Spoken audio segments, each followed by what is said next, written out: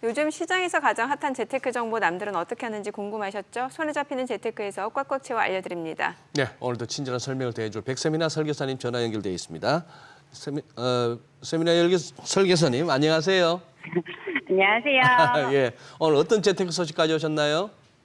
글로벌 금융시장에서 달러를 팔고 고금리 신흥국 통화와 자산을 사들이는 달러 캐리 트레이드가 본격화되고 있습니다.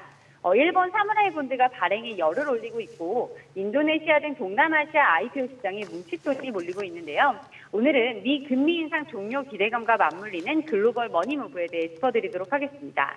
네, 뭐 사실 그러니까 달러를 빌려서 이제 고금리 국가에 투자하는 달러 캐리 트레이드 관심이 높아지고 있다고 하는데 그럼 가장 많은 뭉칫돈이 몰린 투자처는 어딘가요?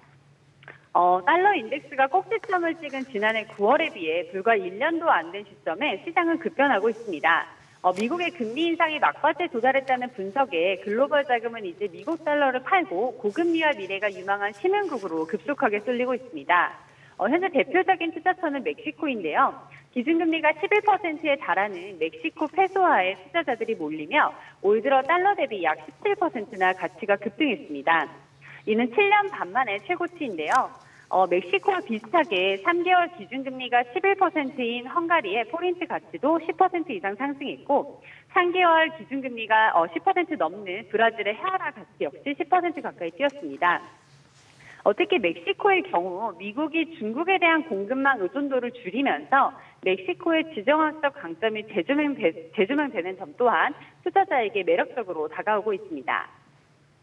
네, 지금 신흥국 화폐 가치 상승률에 멕시코 페소화가 1등을 먹고 있는데 아닌 게 아니라 이 미중 갈등 본격화된 이후에 신규 자금 투자가 이제 중국에서 멕시코로 옮겨가는 분위기 감지되면서 멕시코가 반사이익을 톡톡히 누리는 것 같습니다. 혹시 관련 ETF 수익률도 한번 살펴보셨나요?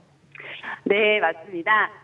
세계 공급망 재편으로 주요국들이 생산 설비를 인접 국가로 옮기는 니어쇼어링의 대표적 수혜 시장으로 멕시코가 지목되면서 미국 증시에 상장한 멕시코 상장지수 펀드에 대한 글로벌 자금은 올해 약 6조 원이 순유입됐었는데요.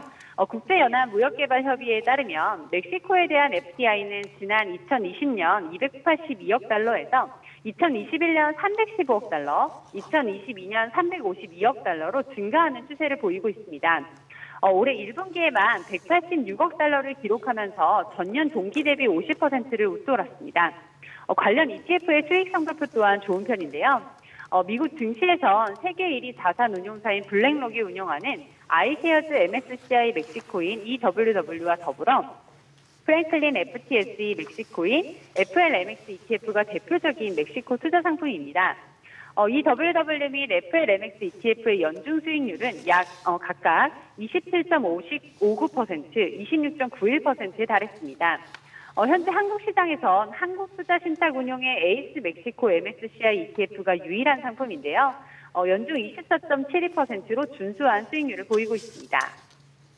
네, 아까 처음 시작하시면서 뭐 사무라이 본드를 언급하셨습니다만, 그 이제 외국 기업들, 외국 자금이 일본에 들어가서 일본 엔화로 채권을 발행하면서 사무라이 본드고, 뭐 외국 기업들이 한국에 들어와서 우리 원화 채권 발행하면은 뭐 아리랑 본드고 그런 건데, 자 그렇다면은 최근에 이제 통화 정책 변화가 있고 일본과 원자재 주산지로 알려진 동남아 국가들 쪽으로 또 IPO 시장에서 글로벌 자금이 몰리고 있다. 뭐 그런 내용인 것 같습니다만 그 현상 맞는가요? 네, 맞습니다. 네. 금리와 경제 전망이 상대적으로 예측 가능한 일본에서 해외 기업들이 사무라이 본드, 즉 엔화 표시 채권 발행 러시에 나서는가 하면 전기 자동차 등 미래 산업에 쓰일 원자재 매장량이 풍부한 인도네시아 등 동남아시아 IPO 시장에 뭉칫돈이 몰리고 있는데요. 특히 일본에 대한 관심이 높아지고 있습니다. 해외 기업의 2분기 사무라이 본드 발행 규모는 약 7조 7천억 원으로 4년 만에 최대치를 기록했습니다. 22일 일본 재무성은 6월 무역 수지가 430억엔 흑자를 기록해 23개월 만에 적자의 늪을 탈출했다고 전했는데요. 중국 경제가 장기 침체에 빠져들 것이라는 우려가 확산되는 가운데 미국, 유럽보다는 성장세가 뚜렷한 일본이 채권 발행처로 부상하고 있는 것으로 풀이됩니다. 또한 글로벌 자금은 원자재 부국인 인도네시아 등으로 쏠리고 있는데요.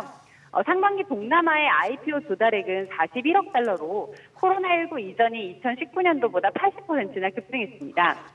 전기차 배터리 주 원료인 니켈, 구리 등의 주산지인 인도네시아가 전체 79건 중 41건, 21억 3천만 달러를 조달해 독보적인 1위를 차지했습니다.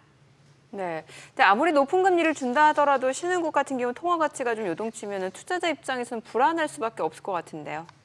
네, JP모건의 신흥국 통화 예상 변동률이 2020년 3월 이후 3년 4개월 만에 최저치를 기록하기는 했지만 신흥국 투자 시 옥석 가리기가 필요한데요. 살인적인 인플레이션에도 되레 금리를 인하하며 시장의 신뢰를 잃은 튀르키예 리라화 가치는 올 들어 달러 대비 30% 넘게 폭락했고 물가 상승률이 100%가 넘는 아르헨티나의 페소화 가치는 올 들어 33.9% 폭락했습니다. 정치나 경제가 불안정한 나라의 통화는 기준금리가 높아도 가치 하락이 이어지고 있다고 판단할 수 있는데요. 신흥국이라는 단일 분류로 묶기보다는 국가별 경제 상황을 살펴 투자하시면 좋겠습니다. 네, 내용 잘 들었습니다. 고맙습니다.